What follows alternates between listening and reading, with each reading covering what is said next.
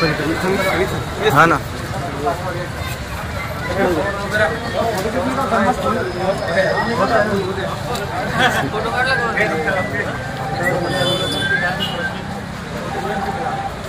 हाँ मयूर। गजानन गणपति महाराज की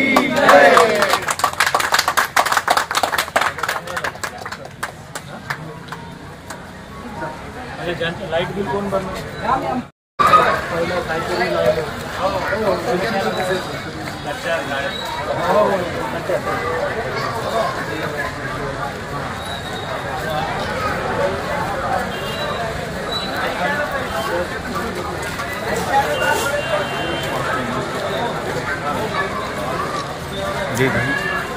गणपती बाप्पा मोरया, मंगलमूर्ती मोरया असे म्हणत म्हणत आपण 10 दिवस कसे उलटून गेलं ते लक्षातच आले नाही।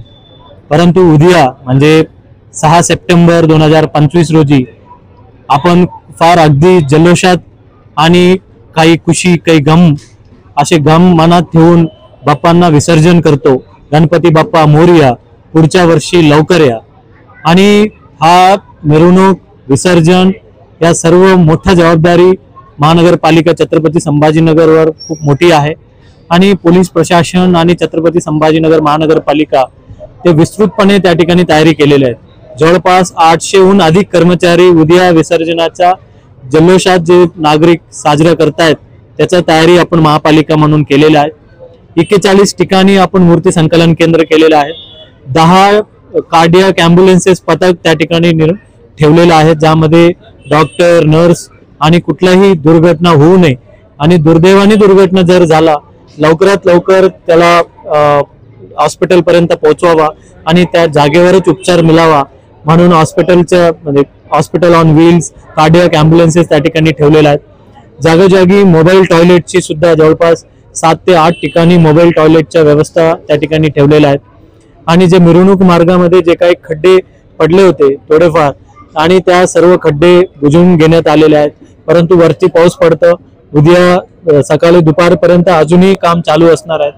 आणि विशेष करून 21 ठिकाणी तात्पुरतं जे कृत्रिम तलाव असतील आणि त्यासोबतच विहीर असतील या ठिकाणी सज्ज करून ठेवण्यात आलेले आहेत। आणि बरेच जे मूर्तीदान करणारे किंवा ज्यावेळेला विसर्जनासाठी येत आहेत त्या लोकांना आमच्या महानगरपालिका जे दररोज आपण घंटागाडीतून जे कचरा घेऊन जातोय त्याच्यातून जे खत निर्मिती होतो परत पर्यावरणपूरक जे खत आपल्या घरामध्ये झाडासाठी लावावा आणि म्हणून ते खत सुद्धा आपण नागरिकांना गणेश भक्तांना देण्यात येणार आहेत।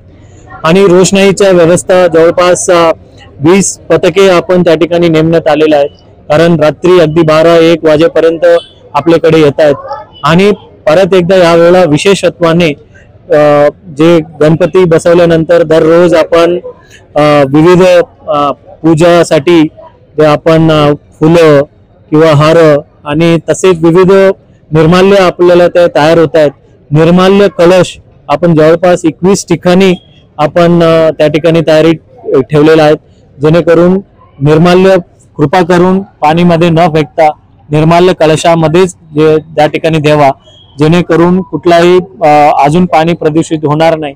आणि देवाचा अर्पण केलेलं जे कचरा आहे ते फुलं त्या कचऱ्यातून आपण एखादा सुगंधित म्हणजे अगरबत्ती असेल किंवा खत त्या ठिकाणी निर्मिती करता येईल। आणि विस्तृतपणाने मेकॅनिकल डिपार्टमेंट असेल, पोलीस असेल, विशेष करून महानगरपालिका मोठ्या प्रमाणावर जिल्हा परिषदच्या ग्राउंडच्या त्या ठिकाणी कृत्रिम तलाव आहेत, मोठी तलाव आहेत, त्या ठिकाणी सर्व पद्धतीने तयारी केलेल्या आहेत। गेले 9 दिवस खूप शांततेने पार पडला, उद्याही शांततेने पार पडतील अशी किंचित मात्र शंका नाहीये। मी परत एकदा सर्व गणेश भक्तांना आवाहन करतो की जे महानगरपालिकेने आणि तसेच पोलीस प्रशासनाने दिलेल्या सूचना तंतोतंत पालन करावा।